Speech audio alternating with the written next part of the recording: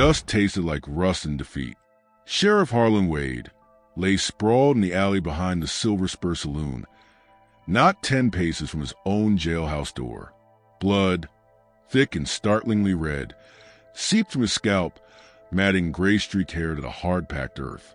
His badge, the proud tin star that had meant something once, was gone, ripped away. The town of Mercy Falls had turned its back, leaving him broken under the indifferent Montana sky. Only one pair of eyes watched in the shadows, filled not with scorn, but a fierce, impossible loyalty. Kaya knew they'd kill him if he stayed here. She had to move. Before we jump back in, tell us where you're tuning in from, and if this story touches your heart, make sure you're subscribed, because tomorrow I've got something extra special saved just for you. The late afternoon sun, a molten coin sinking toward the Bitterroot Peaks, through long, distorted shadows across Mercy Falls' single-rutted street. Dust hung perpetually in the air, stirred by the restless shuffle of horses at the rail, the scrape of boots on warped boardwalks. It coated everything: the faded clapboard front of the mercantile and the boarding house, the swinging doors of the Silver Spur, the weary faces of the few townsfolk still out in the waning heat.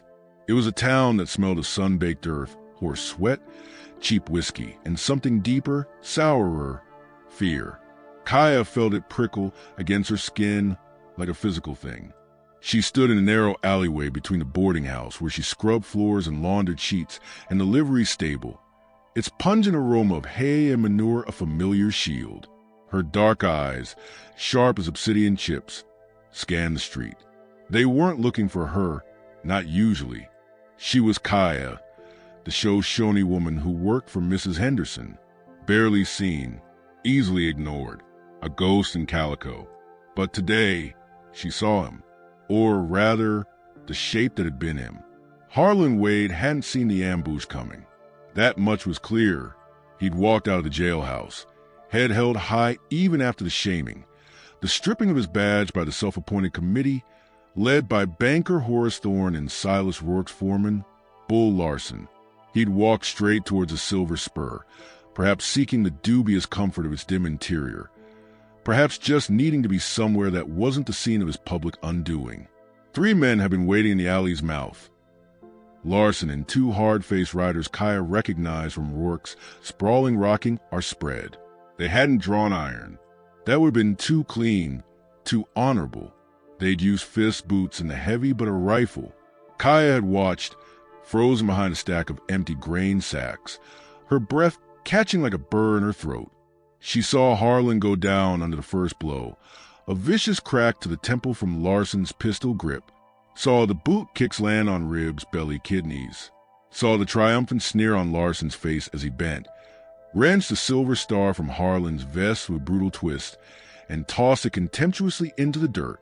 Saw the men melt back into the saloon shadows as quickly as they'd appeared, leaving the sheriff crumpled like discarded laundry.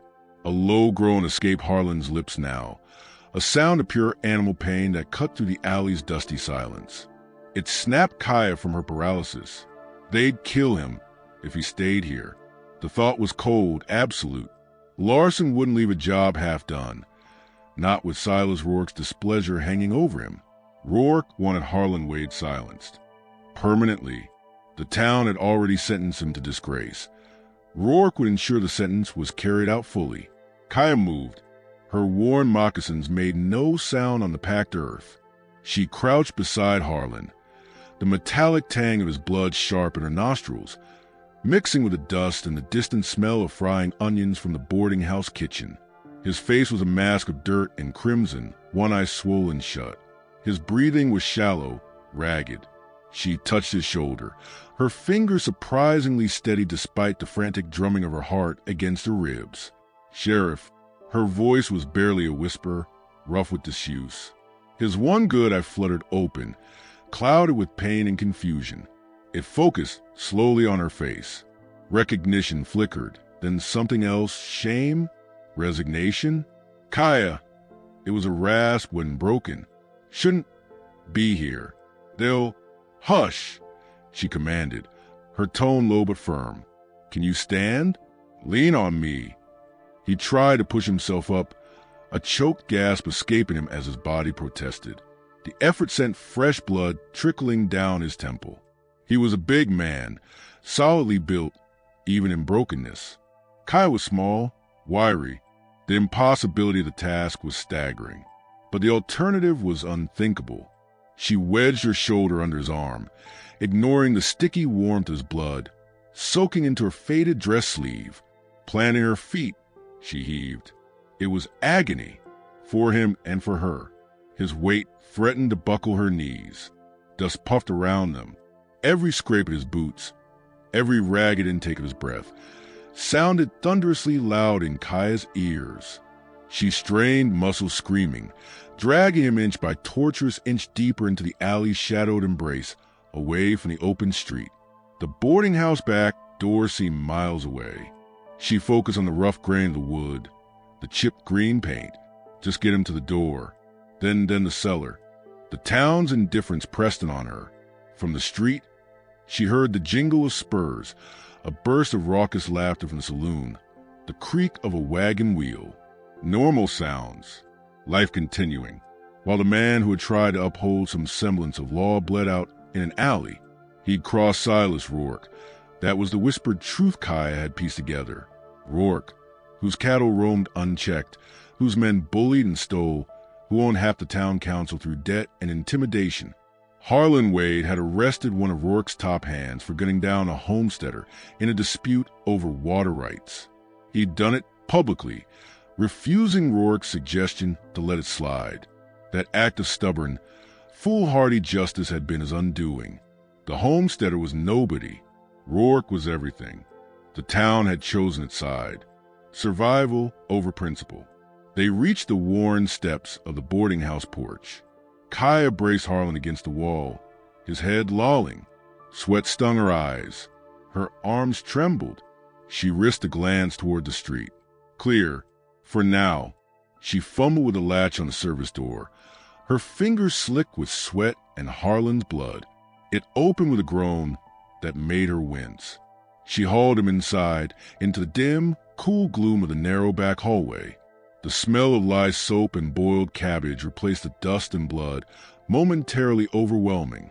Mrs. Henderson was visiting her sister in Helena.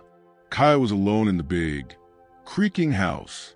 Alone with a dying man she had no business saving. She guided, more than carried, Harlan towards a cellar door tucked under the back stairs. It was little more than a crawl space, used for storing root vegetables and preserves, damp and smelling of earth and potatoes.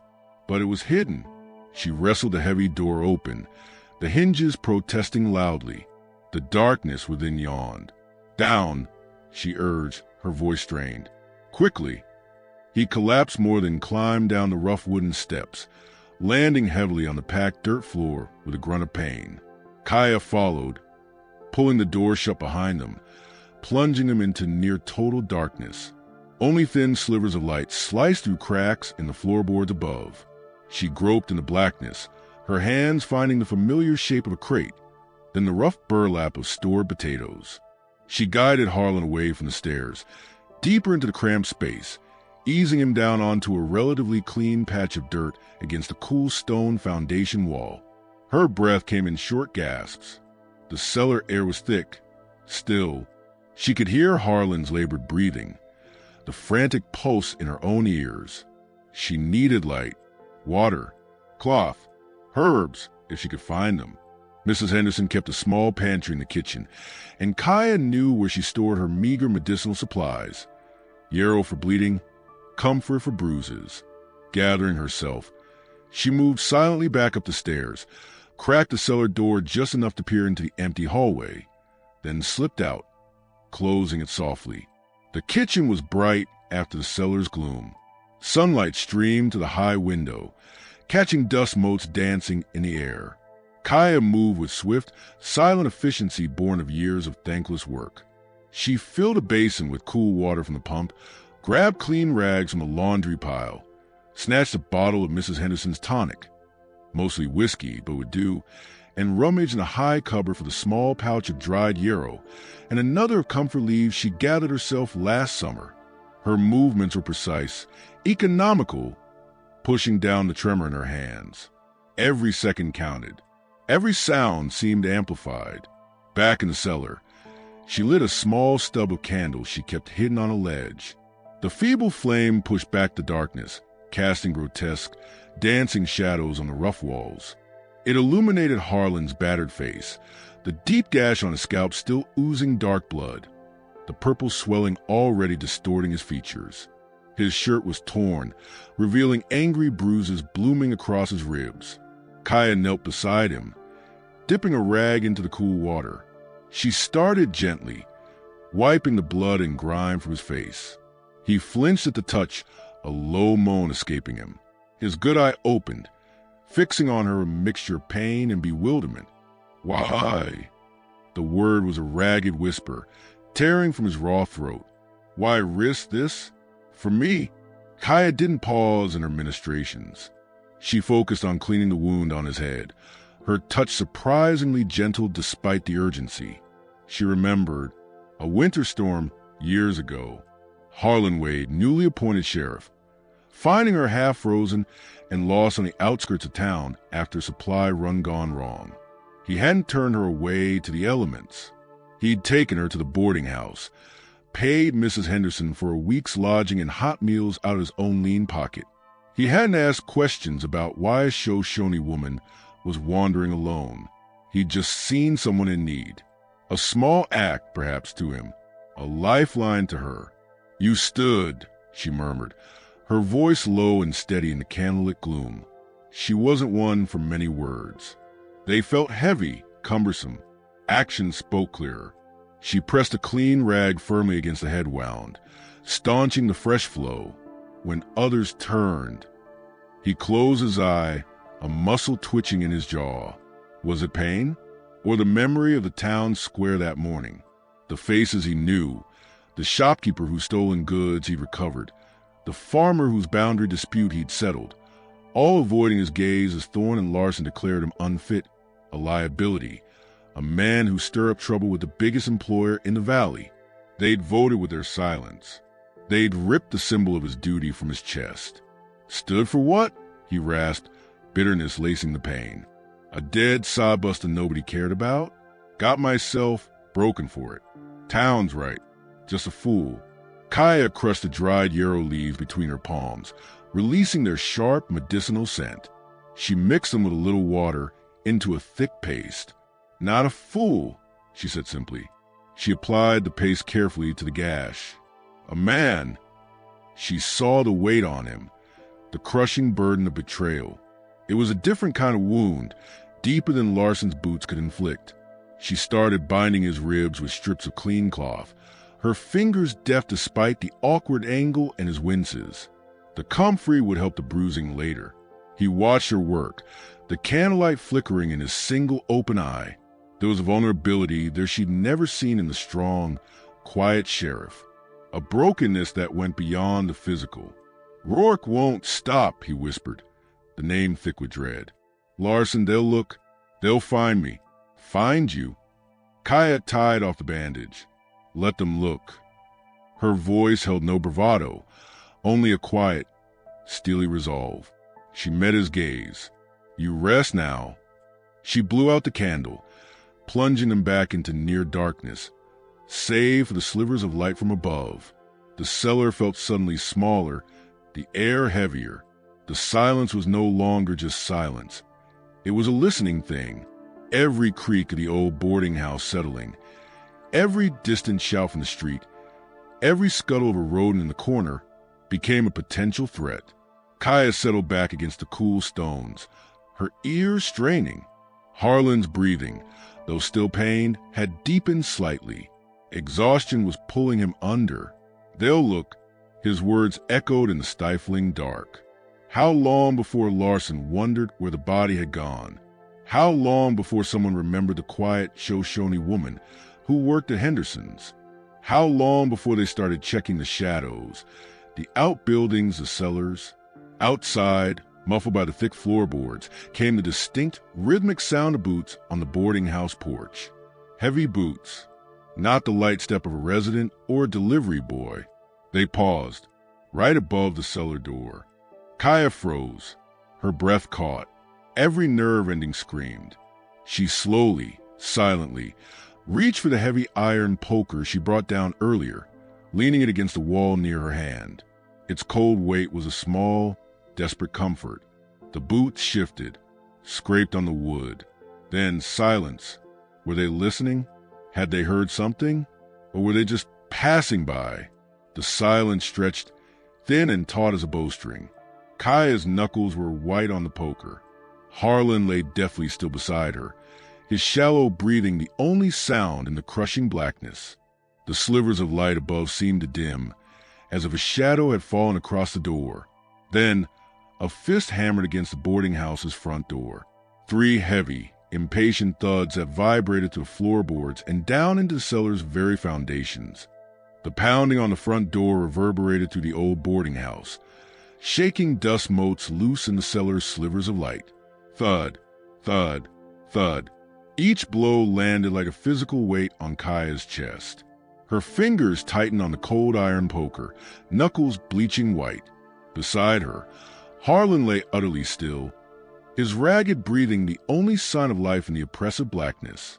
The heavy boots hadn't moved from the porch above the cellar door. Listening, waiting, the front door pounding ceased. Silence descended, thicker and more menacing than before. Kaya strained her ears, filtering the creaks and sighs of the old building from potential threats. A fly buzzed lazily near a crack of light. The scent of damp earth, potatoes, and Harlan's coppery blood filled her nostrils. Then the boots moved, not toward the front door, but along the porch, heavy treads deliberate, slow. They stopped directly overhead again. Kaya's heart hammered against her ribs, a frantic bird trapped in a cage of bone. Above, a floorboard groaned under weight. A shadow blotted out one of the precious slivers of light piercing the cellar gloom. Someone was standing right on the trapdoor. Kaya held her breath.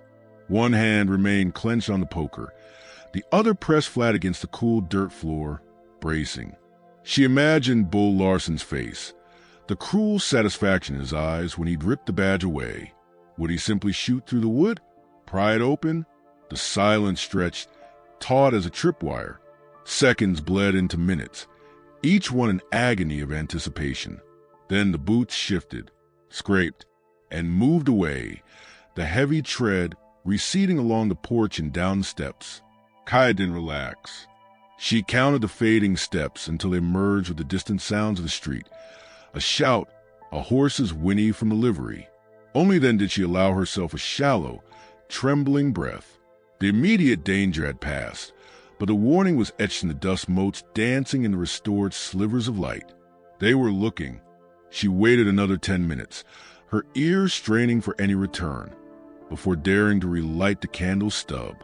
The small flame flickered, casting Harlan's battered face in stark relief. Sweat beaded his forehead, glistening in the weak light. His skin felt clammy under her tentative touch. The fever was setting in, a predictable enemy after the beating in the dank cellar air. "Sheriff?" she whispered, dipping a clean rag into the basin of now tepid water. His good eye fluttered open, clouded with pain and confusion. "Kaya." His voice was a dry rasp. "They here." "Gone. For now." She pressed the cool cloth to his forehead. He flinched, then sighed as a relief registered. "Fever's coming." He nodded weakly, closing his eye again. Like fire inside. He shifted, a groan escaping him as the movement jarred his ribs. "Cellar smells like home." A faint, pain ghost of smile touched his lips. "My pa's root cellar. Iowa. Cool in summer." Kaya wrung out the cloth, reapplied it. She rarely heard him speak of before. Mercy Falls was his before. "Safe place," she murmured, focusing on the practical. She needed willow bark tea, but fetching it meant leaving him exposed. Too risky. She'd have to manage with cool compresses and the yarrow paste. The candlelight flickered over the crude bandages binding his ribs. The comfort poultice she'd applied earlier seemed to be easing the bruising, but the deep ache remained. She checked the head wound. The bleeding had finally stopped, the yarrow paste crusting darkly. Infection was the next battle. Water, he croaked.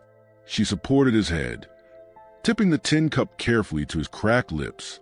He drank greedily, water spilling down his chin. When he finished, he sank back, exhausted by the simple act. They won't stop looking, he whispered, staring at the low, cobweb ceiling. Rourke need me silenced. Proof gone. Proof? Kaya asked, her voice low. This was new. Harlan was silent for a long moment. The candle guttered, casting long, dancing shadows. The cellar felt like a tomb. Jed Hawkins, he finally said, the name thick with regret. The homesteader. Larson's man, Pike, shot him. Over that spring on the north pasture line. Jed, he wasn't just nobody. Harlan coughed, wincing. He was writing it all down. Names. Dates. Cattle Rourke rustled from smaller spreads. Bribes paid to Thorne. How he strong-armed folks off their claims. Jed was gathering proof. To send east. To a newspaperman he knew. Pike caught him with the papers. Shot him. 'Cause Jed drew first. That's the lie they'll tell. But Jed, he wasn't armed. Just had his damn proof. Kaya absorbed this. It made the town's betrayal sharper, colder. It wasn't just fear of Rourke. It was complicity. Thorne, the banker, likely neck-deep in it. The papers, she asked, took M. Harlan rasped, from Jed's cabin, after Pike rode off. Hid M. Safe place, or thought it was. He closed his eye, shame washing over his battered features. Stupid. Should have sent him off myself. But I wanted Rourke to see the law take him. Wanted the town to see justice done proper. A bitter laugh choked him. Justice. Mercy Falls ain't got no stomach for it. Not against Silas Rourke. They just want quiet, even if it stinks. You tried, Kaya said simply. She dipped the cloth again, wiped his face. The fever heat radiated from him.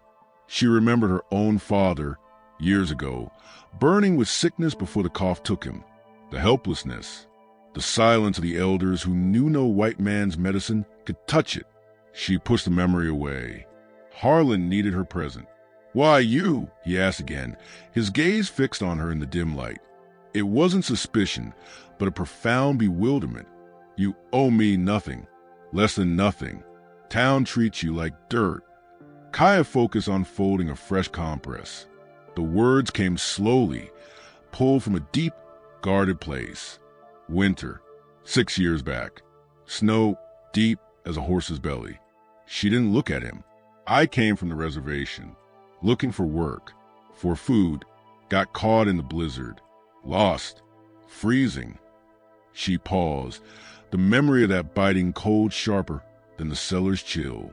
You found me, near the old trapper's shack, brought me here, paid Mrs. Henderson, said, get her warm, federal. She met his eye now. You didn't ask why a Shoshone woman was wandering alone, didn't turn away, just helped. Harlan stared, the memory clearly foggy through pain and fever. Just did what was right. To you, maybe, Kaya said. To me, she left it hanging. A lifeline thrown in a frozen river. An acknowledgement of her humanity when the town saw only squaw. You stood when others turned. Now, I stand. A flicker of something, gratitude, sorrow, understanding, passed over his ravaged face. He didn't speak, but his hand, clumsy with weakness, found hers where it rested on the damp cloth. His grip was surprisingly strong, a silent pressure that spoke volumes in the flickering dark. The connection thrummed between them, fragile but real, forged in shared danger and defiance. Later, when Harlan drifted into a fitful sleep, Kaya extinguished the candle. Darkness swallowed them. She remained vigilant, listening to his labored breathing, the scurrying of unseen creatures, the distant life of Mercy Falls. The tinny piano from the Silver Spur, a barking dog, the mournful cry of a nighthawk over the bitter roots. The fear was a constant companion, gnawing at her resolve. How long could they stay hidden? Mrs. Henderson was due back from Helena soon. Every trip Kaya made for water or scraps of food was a gamble. The next day dawned hot and still. Dust hung heavy in the air, even inside the boarding house. Kaya moved like a ghost, cleaning surfaces already clean, her ears tuned to the street. Mid-morning, the sound she dreaded came, horses stopping outside. Multiple horses. Boots hit the boardwalk. Heavy boots. Her blood ran cold. She was at the kitchen pump, refilling the basin. She froze, the dipper trembling in her hand. Voices drifted through the open window, muffled but distinct. Check delivery. Nothing. That was Bull Larson's gravelly rumble. Saloon's clean. Doc ain't seen him. Another voice, unfamiliar. Henderson's place? Larson again. Maid's here. Shoshone gal. Seen her scrubbing the porch earlier. Kaya forced herself to move. Slowly, deliberately, she placed the dipper down, wiped her hands on her apron, took a steadying breath, pushing the terror down into a cold knot in her stomach. She walked to the front door, opening it just as Larson's massive frame filled the doorway. His eyes, small and piggish in his broad face, swept over her with dismissive contempt. Two rocking our hands flanked him, thumbs hooked in gun belts. Mornin', Larson grunted, not bothering with pleasantries. Seen the sheriff? Kaya kept her gaze lowered, the picture of subservient ignorance. Sheriff Wade? No, sir. Her voice was flat, carefully devoid of inflection. He nodded to jail? Larson snorted. Ain't sheriff no more. And he ain't at the jail. Or his room. Vanished. He took a step forward, looming over her. The smell of stale sweat, leather, and cheap tobacco rolled off him. You hear anything? See anything strange? Like maybe somebody dragging a half-dead man around. Kaya shook her head, keeping her expression blank. No, sir, just my work. Mrs. Henderson's away. His eyes narrowed, scanning her face, then drifting past her into the dim hallway. Place looks empty. Mind if we take a look around? For his own good, o' course. Man's hurt. Might be lying somewhere forgotten. The threat was barely veiled. Panic clawed at Kaya's throat. If they went downstairs, if they noticed the cellar door. It's not tidy, sir, she stammered, injecting a note of flustered embarrassment. Just a boarding house. Rooms upstairs are empty. Mrs. Henderson wouldn't like strangers. We ain't strangers, girl, Larson sneered. We're the law now, since Wade proved he ain't up to it. He pushed past her, his shoulder knocking her roughly against the doorframe. The two hands followed, their boots heavy on the polished wood floor. Check upstairs. Look lively. Kaya stood frozen in the doorway, watching them tramp up the stairs. Every creak of the steps echoed like thunder in her ears. Her gaze darted towards a hallway leading to the back stairs and the cellar door. It looked undisturbed. For now, she prayed Harlan stayed silent, deep in his fevered sleep. The search upstairs was loud and destructive. Drawers were yanked open, beds shoved aside. Larson's voice barked orders. Kaya remained by the front door, a statue of apparent docility, her heart pounding a frantic rhythm against her ribs. Minutes stretched into an eternity. Finally, boots thundered back down the stairs. Nothing, one hand reported. Place is clean, said the other. Larson stood in the hallway, his gaze sweeping the space again, lingering on the closed doors leading to the kitchen and the back. His eyes narrowed. He took a step toward the back hallway. Mr. Larson? Kaya's voice, sharper than she intended, stopped him. He turned, a look of irritated surprise on his face. She pointed a trembling finger towards the kitchen. The preserves. Mrs. Henderson's prized raspberry preserves. In the pantry. If you looking for food? It was a desperate, stupid ploy playing on greed. Larson stared at her, Then a slow, unpleasant smile spread across his face.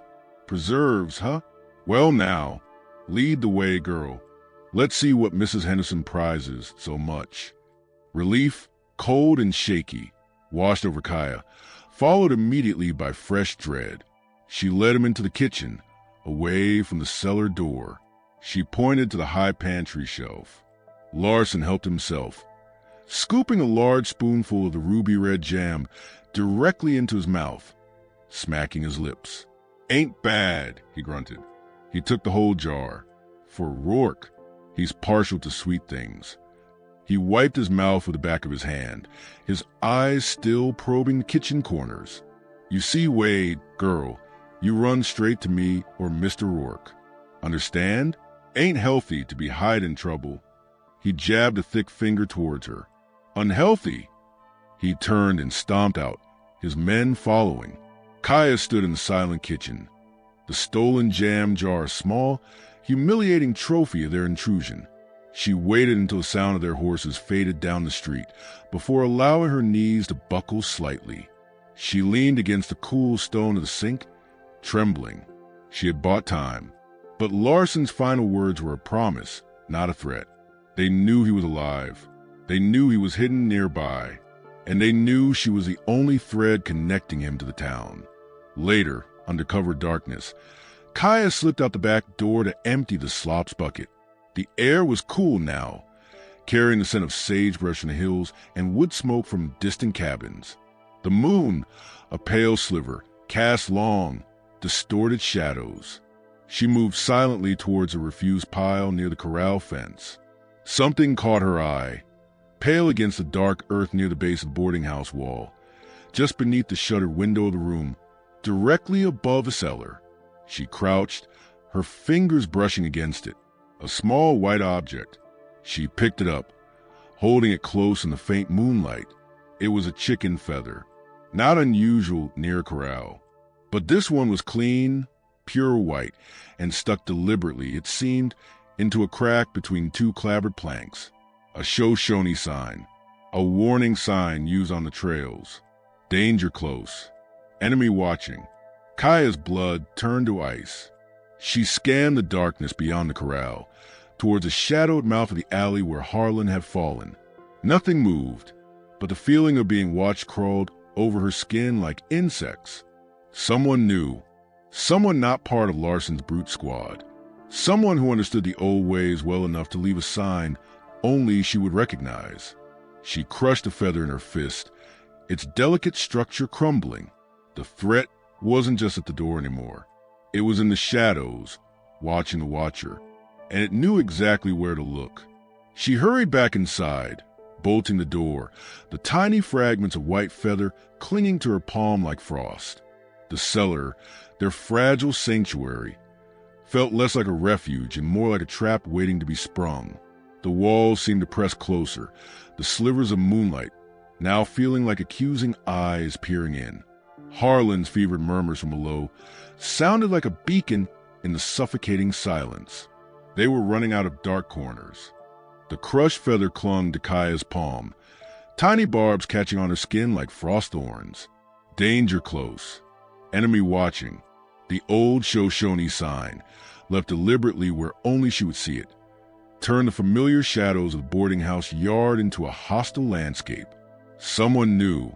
Someone moved silently, unseen, understanding the language of her people enough to send a warning or a threat. Was it an ally trying to alert her, or a hunter marking its prey? Back inside, she bolted the door, the heavy thud echoing in the silent kitchen. The sound felt futile. Locks couldn't stop eyes that saw through walls. She washed her hands fiercely under the pump's cold stream, scrubbing away the feather's ghostly residue. But the feeling of being watched clung tighter. The cellar, their fragile sanctuary below, now felt like the belly of a trap. The slivers of moonlight filtering through the floorboards seemed like accusing slits, revealing their hiding place to the unseen observer. Descending the rough steps, the smell hit her first. The damp earth, the potatoes beginning to soften at the edges, and the sharper, sour tang of fever sweat. Harlan lay where she'd left him, bathed in the weak, guttering light of the single candle stub she'd relit. His breathing was shallow and rapid, a dry rasp catching in his throat. His face, in the flickering light, was flushed, the bruises standing out livid purple against the unnatural heat radiating from his skin. The bandage around his head was damp with sweat, not blood. The infection was digging in its claws. "Sheriff," Kaya whispered, kneeling beside him. She dipped a cloth into the basin, now holding precious little clean water. His good eye cracked open, glassy and unfocused. "Kaya." His voice was a threadbare whisper. "Cold, so cold." He shivered violently despite the heat pouring off him. "Fever," she murmured, pressing the cool cloth to his burning forehead. He flinched, then sighed, leaning into the touch. "You need water." She lifted the tin cup, supporting his head. He drank weakly, water spilling down his chin. The simple act seemed to exhaust him. "Heard voices," he mumbled, his gaze drifting past her to the low ceiling. "Up there, Larson." "Gone," Kaya said, keeping her voice steady. "For now." She didn't mention the feather.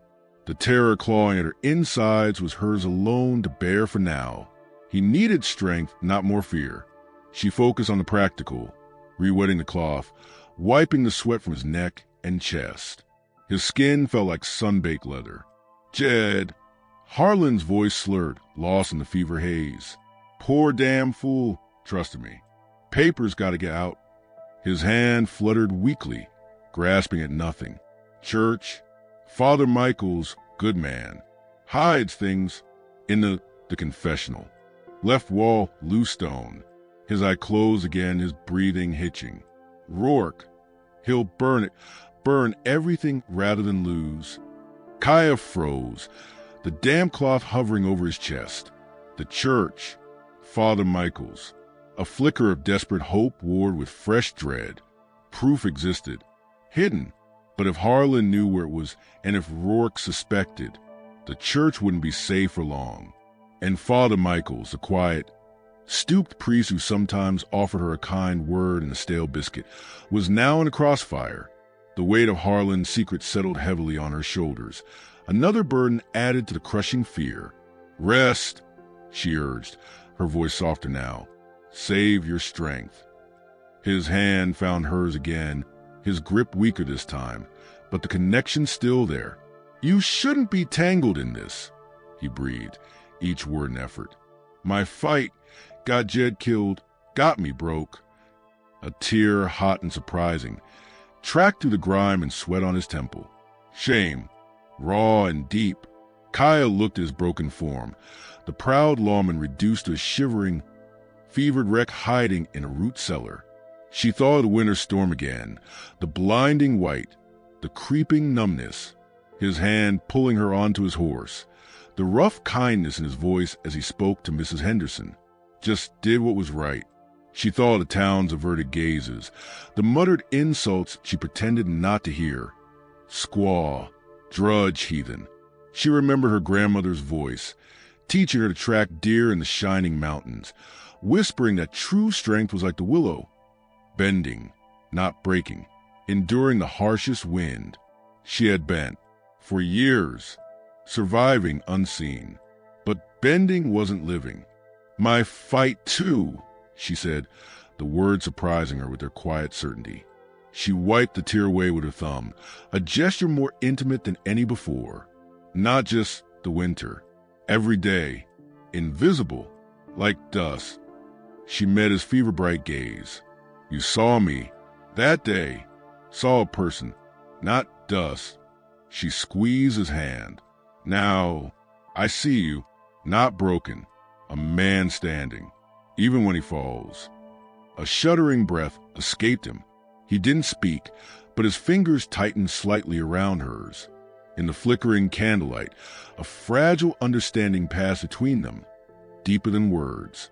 Two outcasts, clinging to a shred of defiance in the suffocating dark. The fever raged through the night. Kaya barely slept, monitoring Harlan's restless tossing, changing compresses, forcing sips of water down his parched throat. His murmurs were fragmented. Apologies to Jed, curses for Rourke, pleas to unseen figures. Once he cried out, "The water!" He shot him over the water, reinforcing the grim motive behind Jed Hawkins' death. The precious spring on the North Pasture Line. Water meant life and power in this dry land. Rourke wanted it all. Dawn crept into the cellar, gray and unwelcome, revealing Harlan's condition unchanged. The fever held him in its grip. Kaya knew she needed willow bark, desperately. Leaving him was an agony, but staying meant watching him burn from the inside out. She had to risk it, moving like a ghost through the boarding house. She felt the unseen watcher's presence like a physical pressure. The street outside seemed unnaturally quiet. No early wagons, fewer voices. Even the ever-present piano in the silver spur was silent. It was the quiet of held breath, of a town waiting for the axe to fall. She slipped out the back door, a worn basket hooked over her arm, heading not toward the main street, but along the back alleys toward the patch of scrubby woodland edging the town near the livery. The air was still, heavy with dust and the scent of horse dung from the corrals. Her moccasins made no sound on the hard-packed earth. She scanned every shadow, every gap between buildings, her senses stretched wire-taut. Near the back of the blacksmith's shop, partially buried in the dirt by the wall, something glinted dully in the weak morning light. Not metal, glass. Crouching, Kaya brushed away the loose soil. It was a small, brown glass bottle, the kind patent medicines came in. Empty, but it wasn't just discarded trash. Scratched faintly into the glass, almost invisible, was a crude depiction of a bird in flight. It wasn't Shoshone, but it felt deliberate. A message? A marker? Her heart hammered against her ribs. Had Rourke's men been here, searching perimeter? Or was this another sign from her unseen watcher? The ambiguity was maddening. She pocketed the bottle, the cool glass a chilling weight against her leg, and hurried on. She found the willow tree, its silver leaves trembling in the faint breeze. She stripped bark quickly, her fingers trembling, ears straining for any sound of approach. The silence pressed down, heavier than before. It felt like the whole town was holding its breath, waiting for her to make a mistake. The return journey was a gauntlet of imagined sounds. Every creak of a sign, every distant shout, sent jolts of fear through her. She slipped back into the boarding house kitchen, bolting the door behind her, leaning against it for a moment, weak with relief. Safe, for now, in the cellar. She set water to boil on a small spirit lamp she'd risked bringing down, adding the precious willow bark. The bitter, tannic scent soon filled the cramped space, mixing with the smells of earth and sickness. She forced a lukewarm tea between Harlan's lips. He grimaced at the taste, but swallowed. Hours crawled by. The candle stub burned low. Kaya watched, barely blinking, as the flush on Harlan's face seemed to deepen, then, almost imperceptibly, begin to recede. His breathing grew less ragged, the terrifying rattle in his chest easing. The willow bark was fighting back. As dusk painted the cellar slivers of light, a deep purple, Harlan stirred. He opened his eye, clearer now, though shadowed with exhaustion. He looked at Kaya, sitting vigil beside him in the near darkness. "Kaya," his voice was still weak but lucid, "you're still here." "Where else?" she replied simply, offering him more water. He drank, then sank back, studying her face in the gloom. "Feels like the fire's banked. Thanks to you." He paused, gathering strength. "The bottle, did you?" Kaya's breath caught. She hadn't mentioned it. She pulled the small brown glass from her pocket, holding it up in the faint light filtering from above. The scratched bird was just visible. "Found it, near the smithy. Buried. This means something." Harlan squinted at it, his brow furrowing. Recognition dawned, followed by a grimace. "Jed," he whispered. "Jed Hawkins. Carried that for his nerve tonic, mostly whiskey." A flicker of bleak humor touched his lips, gone in an instant. Saw him scratch that bird, a lark. He called it said was for luck freedom. His voice hardened. Rourke's men must have tossed it when they ransacked his place after Pike shot him. Or he looked sharply at Kaya, a new fear in his eyes. Or they dropped it, searching, near here, looking for me. The implication hung heavy in the dank air. They weren't just watching. They were actively scouring the town's edges. The bottle wasn't just a marker. It was evidence of their proximity. A piece of Jed Hawkins carried by his killers, dropped near her hiding place. The unseen watcher might have left a feather, but Rourke's men were leaving their own brutal signs.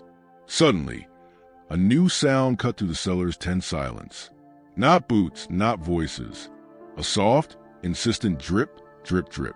Kaya's gaze snapped upwards toward the source. A thin trickle of water was seeping through a crack in the floorboards directly above Harlan's pallet, landing with a soft, rhythmic plop on the dirt floor beside his head. It hadn't rained. Her blood ran cold. Water, seeping. From where? The kitchen pump was on the other side of the house. The only water source directly above was a large rain barrel kept on the small porch outside the kitchen window. The porch where Larson had stood. The porch someone had deliberately loosened the shingle over? Or, worse, had someone deliberately poured water near the cellar door, testing for hollow spaces below? Listening for the splash? Kaya stared at the dark, spreading stain on the dirt, each drip sounding like a hammer blow in the suffocating quiet. The feather, the bottle, now the water. The circle was tightening, the signs converging. The fragile illusion of safety in the cellar was dissolving. Harlan followed her gaze, understanding dawning in his weary eyes. The enemy wasn't just at the door or in the shadows anymore. They were probing the very walls of their refuge, testing its secrets with a chilling, methodical patience. Kaya slowly rose to her feet, her eyes fixed on the dripping water, then lifting to the thin crack in the floorboards above.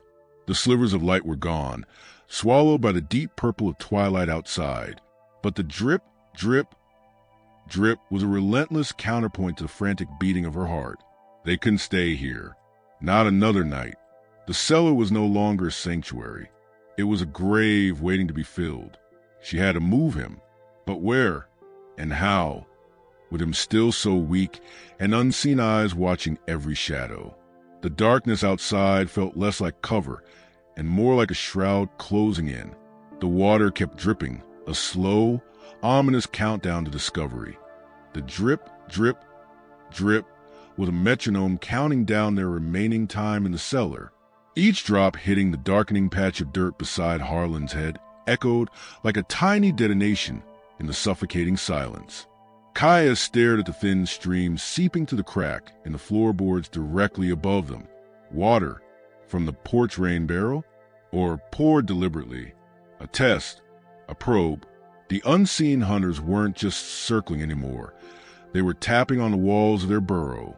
Harlan followed her gaze, his face, though less flushed with fever, etched with a grim understanding. The fragile hope brought by the willow bark's effect curdled into cold dread.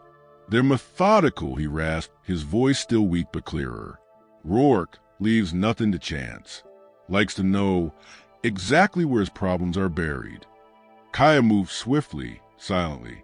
She grabbed an empty potato sack, tearing off a strip of coarse burlap, shoving up against the crack. She muffled the sound, the damp fabric absorbing the droplets. It was a stopgap, nothing more. The stain on the dirt remained a dark, accusing eye. The cellar, once a dank sanctuary, now felt like a crypt waiting to be sealed. "We can't stay," she stated, the words flat and final in the gloom. The decision crystallized with terrifying clarity. Staying meant discovery, capture, death for Harlan, and likely for her. Harlan pushed himself up on one elbow, wincing as a movement pulled at his bruised ribs. Sweat beaded anew on his forehead, a mix of lingering fever and exertion, where the single word held the weight of impossibility.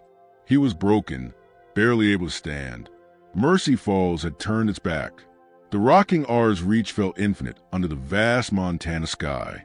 Kaya's mind raced, discarding options. Delivery? Too obvious, too frequented. The abandoned mine shaft on the edge of town? Too far, too exposed. Then it surfaced, Father Michael's. The church, the loose stone in the confessional wall. Proof hidden in the one place dedicated to sanctuary. But was it still safe? Harlan's fevered revelation had laid it bare to her. Had Rourke's men already turned the church inside out? The church, she whispered, the word tasting like dust and desperation. Father Michael's. You said the papers. Harlan's eyes widened, then narrowed with fear. No. Kaya, no. If they suspect, it's the first place they'll look. Or worse, they'll be waiting. He sank back, a wave of despair washing over him. Jed trusted me, and I got him killed. Hid those damn papers, like a fool. Thought I was protecting him. He closed his eye, his voice thick with self-loathing. That spring. Hawkins Spring. It ain't just water, Kaya. Rourke's got a vein of silver trace in the rock beneath it. Found prospecting years back. Kept it quiet. Bought up the land cheap. For anyone knew. Jed stumbled on the assay reports hidden in Rourke's office when he was fixing a busted lock. Proof Rourke stole the land knowing it was rich. That's why he had to die. Not just water. Silver. The revelation landed heavily. The stakes weren't just justice. They were a fortune worth killing for, worth turning a whole town blind. Kaya absorbed this, the pieces clicking into a grimmer picture. Rourke's ruthlessness wasn't just power. It was greed, deep and cold as a silver vein. Father Michael's, she insisted, her voice low and urgent. He hid them. He's a good man. It was half a question. Was, Harlan muttered, but good men break under Rourke's boot heel. He looked at her, his gaze searching her face in the near darkness. Why risk it? Why risk you? After everything? He gestured vaguely, encompassing the cellar, his broken body, the dripping water. The question hung in the damp air. Kaya looked away, towards the slivers of twilight, filtering through the burlap-stuffed crack. The memory surfaced, sharp and sudden, not a winter storm, but a sun-drenched valley years before, the scent of pine resin and wildflowers. Her father's voice, teaching her brother to track deer. Her mother's laughter as she gathered camas roots. Then the bluecoats, the thunder of hooves, the smoke, the silence afterward. She'd been hidden in a hollow log, 10 years old, watching her world burn. Surviving, always surviving. But survival wasn't enough. Not anymore. My family, she said, the word scraping raw from a place rarely touched. Gone, before the reservation. Soldiers took the land to life. She met his gaze, her dark eyes fierce in the gloom. They took because they could, like Rourke takes, like this town takes silence. She gestured around the cellar. Hiding, surviving, it is dust. Blows away. No mark. She placed a hand, surprisingly steady, on his bandaged arm. You stood against the taking. Maybe we make a mark. Together. Or we fall trying. Better than dust. The silence stretched after her words, filled only by their breathing and the muffled drip beneath the burlap. Harlan stared at her, seeing not just a Shoshone maid, but the fierce spirit forged in loss and resilience.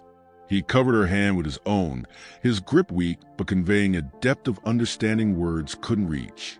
All right, Kaya, he breathed, the resignation replaced by a fragile resolve. All right, we make a mark.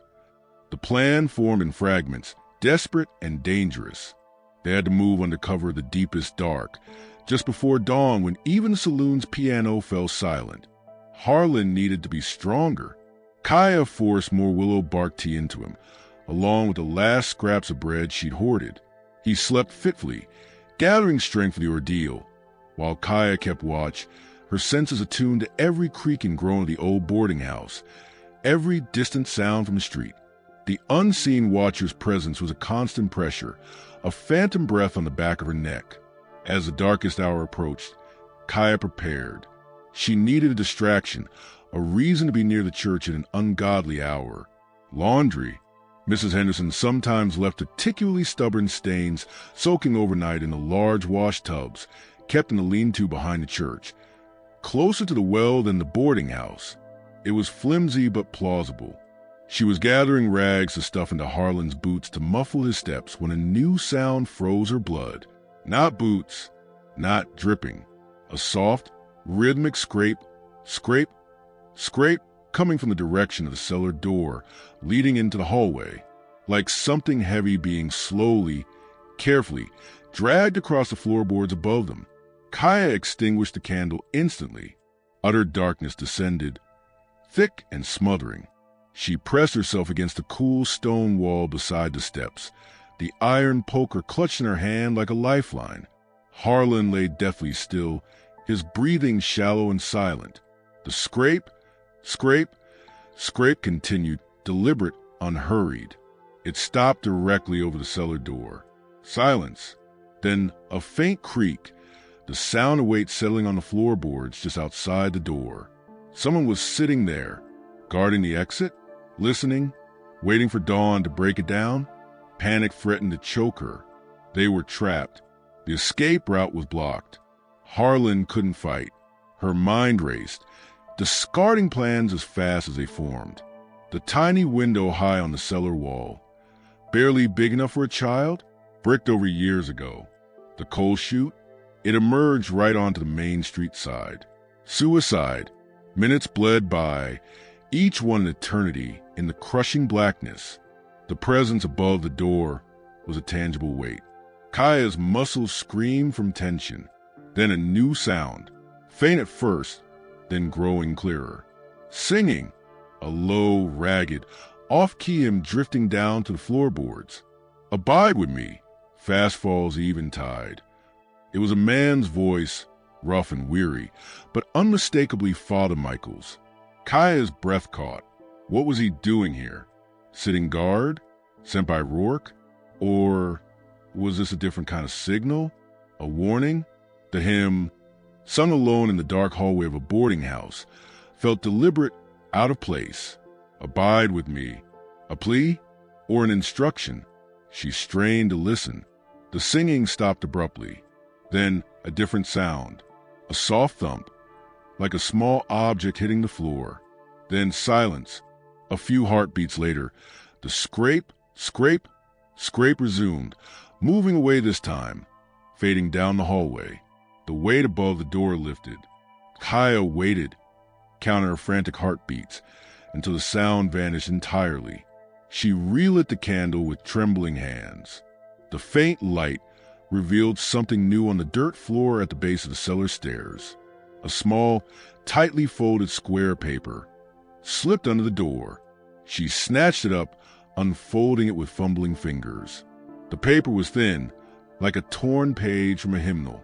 Scrawled in a shaky hand, the ink smudge was a single, stark sentence. They watched the shepherd. Flee before first light. Creek path west. Trust the river song. Below the words, a crude, hurried sketch. A willow tree bent over flowing water. Father Michael's.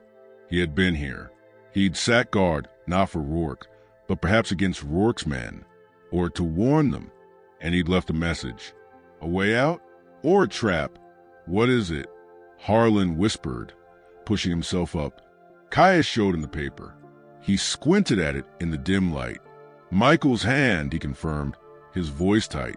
Creek path west leads up into the foothills towards the shining mountains. Trust the river song? He shook his head, bewildered. What does that mean? Kaya traced the drawing of the willow. A landmark? A meeting point? Or something deeper? Her grandmother's words whispered in her memory. The river sings a truth the wind tries to hide. Was it a call to her heritage? A sign to trust a path laid by water? Or merely the desperate poetry of a frightened priest? The message changed everything and nothing. They still had to flee. Now. But the church was compromised. They watched the shepherd. Father Michael's was under surveillance. Retrieving the papers was impossible. Their only hope lay in the creek path west, into the wild foothills beneath the snow-capped bitterroots. But Harlan was still weak, the path rough, and Rourke's men, or the unseen watcher, could be anywhere. The first faint gray light of false dawn began to seep around the burlap stuffed in the ceiling crack. Time was up. Kaya moved to Harlan's side. "Can you walk?" she asked, her voice low and urgent. He gritted his teeth, pushing himself upright with her help. He swayed, his face pale, but he nodded. "Have to." He looked at the paper in her hand, then at her, his eyes reflecting the candle's fragile flame. "You lead. I'll follow. Trust the river's song, or whatever hell we find out there." Kaya extinguished the candle for the last time. The cellar plunged into a gray, pre-dawn gloom. She listened intently at the cellar door. Silence from the hallway above. Gathering every ounce of strength, mental and physical, she lifted the heavy latch as quietly as possible. The door groaned faintly on its hinges. She pushed it open just enough to peer out. The hallway was empty, shrouded in shadows. The air smelled of dust and old wood, and something else, the faint, lingering scent of whiskey and cheap soap. Her eyes scanned the floor. Near the base of the stairs leading up to the boarding house rooms lay a small, dark stain on the worn rug, damp, and beside it a single crumpled, whiskey-soaked rag. The rag Father Michaels must have used to stifle his cough, or perhaps to clean something. The source of the smell, and the thump she'd heard. He'd been here. He'd left his message. And he'd left a sign of his own presence. A sign anyone searching later might find. A sign pointing directly to the cellar. The implication was chilling. Father Michaels had risked everything to warn them, but his presence here was now a clue for their hunters. They had minutes, maybe less. "Now," Kaya hissed, pulling Harlan toward the door. "We go. Now." She helped him up the cellar steps into the hallway. He leaned heavily on her, each step a monumental effort. They moved like ghosts toward the back door, away from the stained rug and the whiskey scent. Kaya unbolted the door, the sound loud in the tense silence. She cracked it open, peering out into the gray yard. The air was cool and still, carrying the scent of sage and damp earth. The corral fence stood like a dark skeleton against the paling sky. The path to the creek lay beyond the livery, shrouded in shadow. Clear, for now. They slipped out into the yard, Harlan stumbling, Kaya supporting his weight. They moved towards the deeper shadows, hugging the back of the boarding house, aiming for the gap between the blacksmiths and the livery that led towards the creek. Every rustle of their clothes, every labored breath from Harlan, sounded deafening. The town lay silent behind them, holding its breath. They reached the corner of the blacksmith shop. Kaya risked a glance back toward the boarding house. The back door stood slightly ajar, a dark rectangle. And then she saw it. Movement. A shadow detaching itself from the deeper gloom near the corral, silent as smoke. Tall, lean, not Bull Larson's hulking form. This figure moved with predatory grace, its face obscured by the lingering night. It paused, head tilted, looking directly towards the spot where Kaya and Harlan had just vanished between the buildings. The unseen watcher, not a rocking our hand. Someone else. Someone who knew the old signs, who moved like a ghost. And they had been seen. The fragile head start was gone before it truly began. The gray light of dawn was strengthening, revealing the desperate fugitives and the hunter closing in. The creek path west stretched before them, a ribbon of hope and terror, winding into the unknown wilds beneath the watching mountains. The lean shadow detached from the corral's gloom like smoke taking form. It stood, unnervingly still, its face a smudge in the fading night, watching the spot where Kaya and Harlan had vanished between the blacksmiths and the livery. The unseen watcher. Not Bull Larson's brute force, but a silent, knowing predator. Dawn's gray light was strengthening, etching the dusty yard in sharp relief, stripping away their cover. "Seen us!" Harlan gasped, staggering against Kaya's shoulder, his weight suddenly heavier with the knowledge. His face was pale, slick with sweat despite the cool air. "Move!" Kaya hissed, the word cracking the tense silence. She hauled him forward, abandoning stealth for desperate speed. The gap between buildings was a narrow alley of packed earth and discarded metal shards. Beyond it lay open ground, maybe 30 yards of exposed scrubland, before the ragged line of willow and alder marking Mercy Creek's path west into the rising foothills of the shining mountains. 30 yards that felt like miles. They burst from the alley mouth. Kaya scanned frantically. No immediate sign of rocking our riders, but the watcher would raise the alarm. They stumbled across the uneven ground, Harlan gritting his teeth, a low groan escaping with each jarring step. The creek's murmur grew louder, a promise and a peril. Kaya risked a glance back. The lean figure was at the alley's entrance now, not running, but walking with a chilling, deliberate pace, closing the distance. They crashed through the first screen of willow branches, the whip-thin limbs snapping back. The creek bank was steep here, muddy and treacherous. The water, swollen with spring runoff, churned brown and fast over slick stones. "The path's higher," Kaya urged, pulling Harlan along the bank, searching for the worn trail that snaked upwards along the watercourse. "Kaya, can't," Harlan faltered, his legs buckling. He sagged against a thick alder trunk, breathing in ragged gasps. His face was ashen, the fragile strength gained in the cellar evaporating under the brutal exertion. "Go! Get the papers to Michael's." "No." The refusal was sharp, fierce. She wouldn't leave him. Not now. Not ever. She scanned the creek, the path, the looming foothills. Trust the river's song. Her grandmother's words whispered again. The river sings the truth the wind tries to hide. But what truth? Where? Her eyes caught on a massive, ancient willow upstream, its gnarled roots exposed and twisting into the churning water like arthritic fingers. Its long, trailing branches dipped into the current, creating a curtain of green, exactly like the crude sketch on Father Michael's note. Trust the river's song.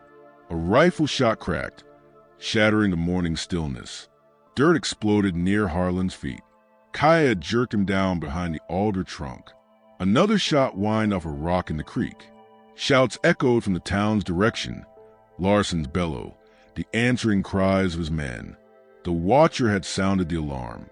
Downstream, they're heading for the creek. Larson's voice roared, closer than expected. They were pinned.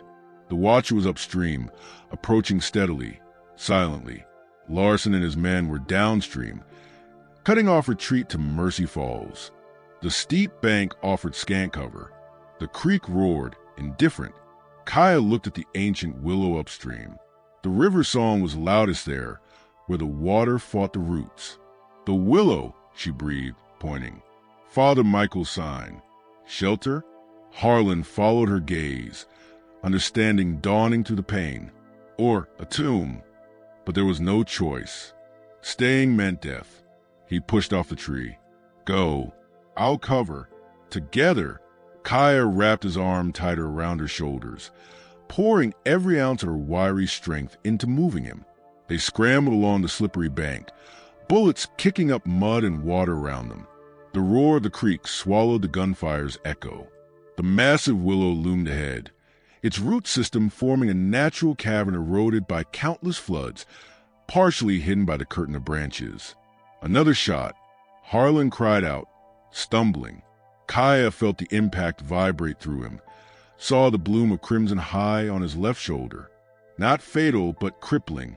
Rage, cold and sharp, cut through Kaya's fear. She dragged him the last few yards, practically throwing them both into the dank, earthy hollow beneath the willow's roots. Mud squelched under them. The roar of the water was deafening here, vibrating through the wood and stone. The green curtain of branches swayed, offering meager concealment. Harlan slumped against the muddy wall, clutching his shoulder, his breath coming in harsh sobs. Blood seeped between his fingers. Outside, boots pounded on the bank. Larson's voice furious. "Find him. They're in the brush. Check every damn hole." Kaya crouched, peering through the shifting curtain of willow fronds. She could see Larson downstream, directing two of his men who were beating the bushes. But upstream, the lean watcher had stopped. He stood on the bank, perhaps 20 yards away, partially obscured by a boulder. He wasn't searching. He was looking directly at the willow. At them, he raised a hand, not holding a gun, but pointing deliberately downstream towards Larson. Then he placed a hand flat against his chest, over his heart, a Shoshone gesture. Friend, ally, recognition slammed into Kaya. The posture, the silent grace. Tonin, she breathed, the name barely audible over the creek's roar. The man, Tonin, a distant cousin from her mother's band, a man known for his skill as a tracker and his quiet defiance, gave an almost imperceptible nod. He'd been the unseen watcher. The feather had been a warning. He'd tracked Larson's men, seen the cellar, understood Kaya's peril. He'd been trying to guide her, protect her, without revealing himself to Rourke's forces. Now, he was deliberately drawing Larson's attention away from Willow. "Hey, you!" Larson bellowed, spotting Tonin. "What are you doing out here, Breed?" "Seen a white man in a squaw." Tonin didn't flinch. He pointed again emphatically downstream. "Saw them running. That way, towards the old trapper's cabin." His voice was calm, carrying easily over the water. Larson hesitated, suspicion warring with the desire for the chase.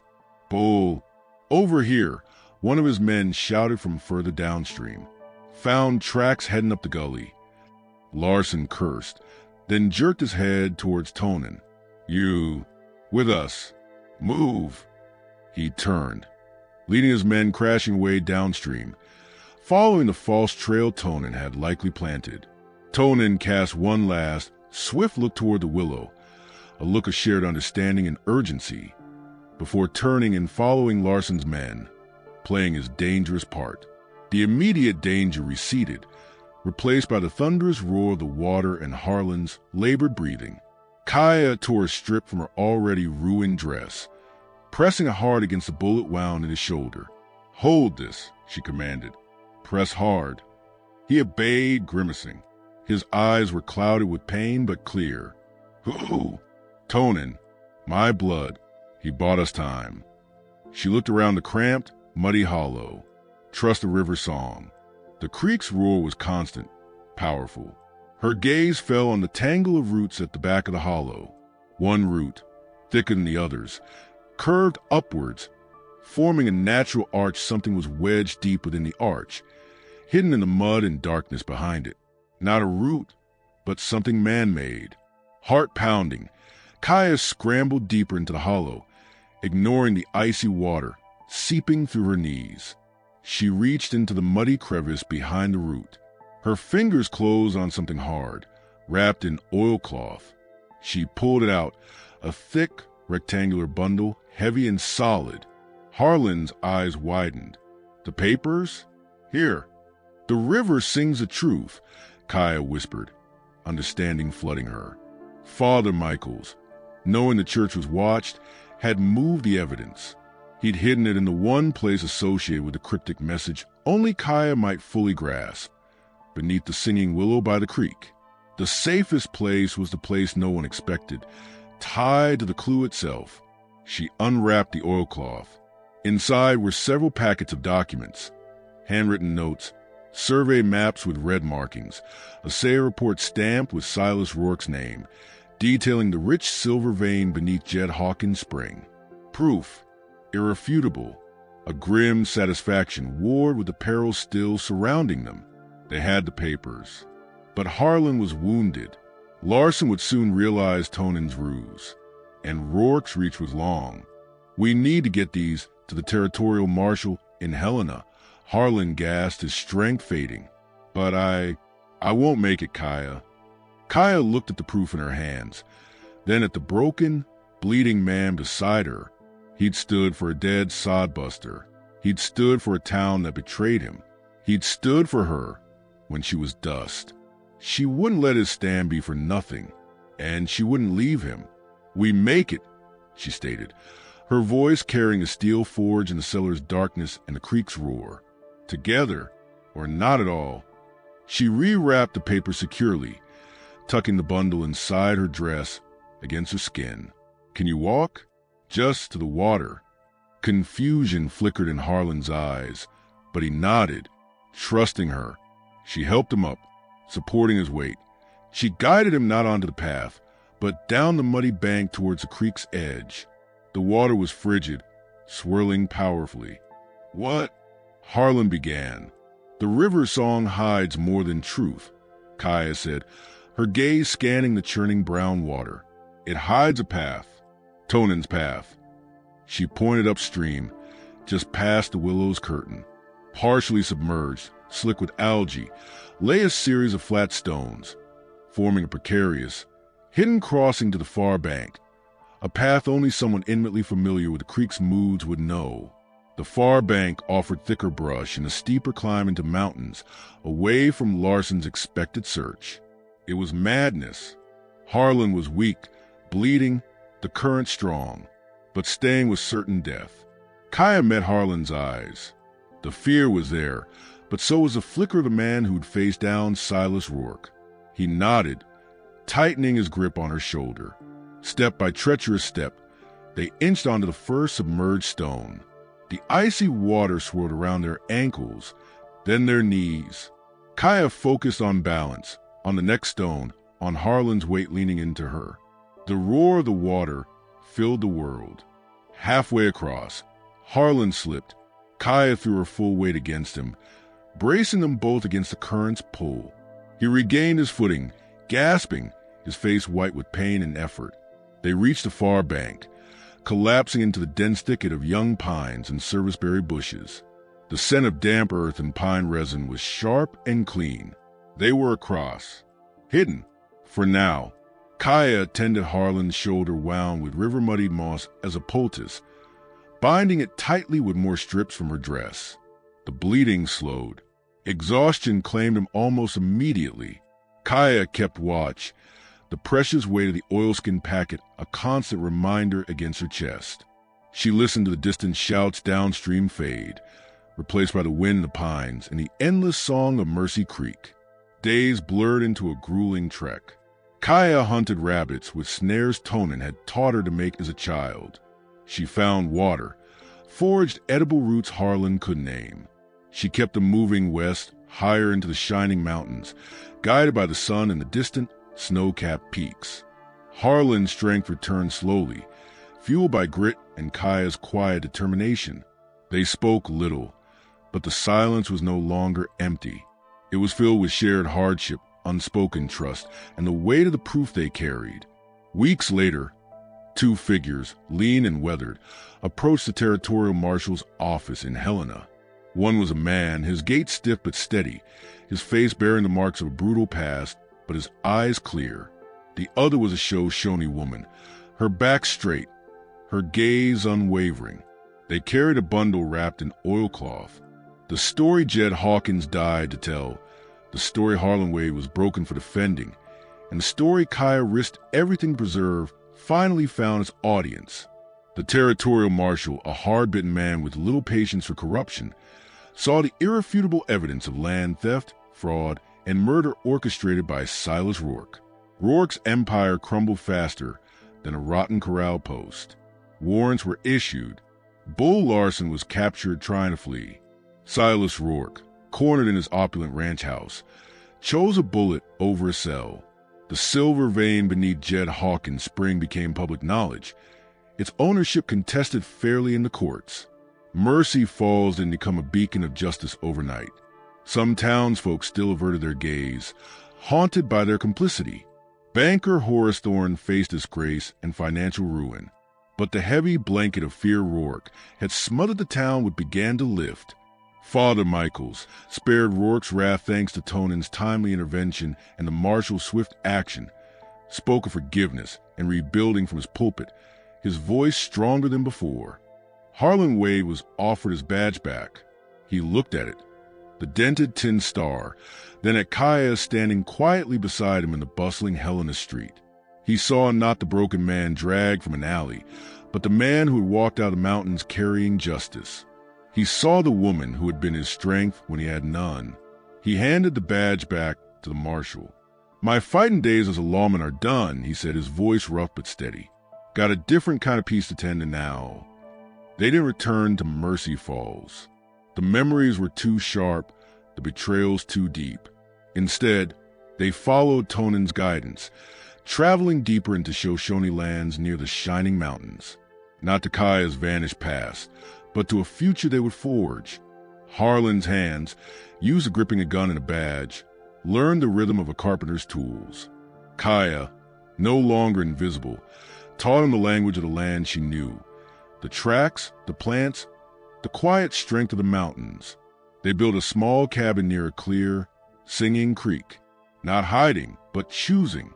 The oilskin packet containing Jed Hawkins' proof remained with the marshal, a ghost of their past struggle.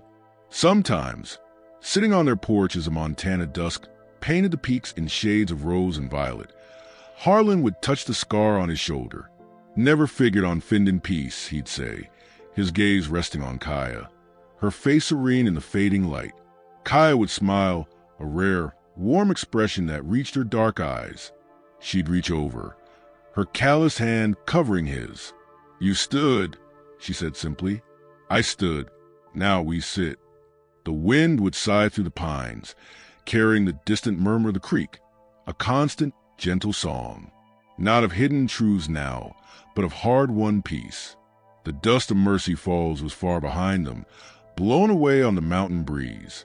They had made their mark, together, and the vast, unforgiving West held a small corner of quiet defiance, built by a broken sheriff and a native maid who refused to let him fall.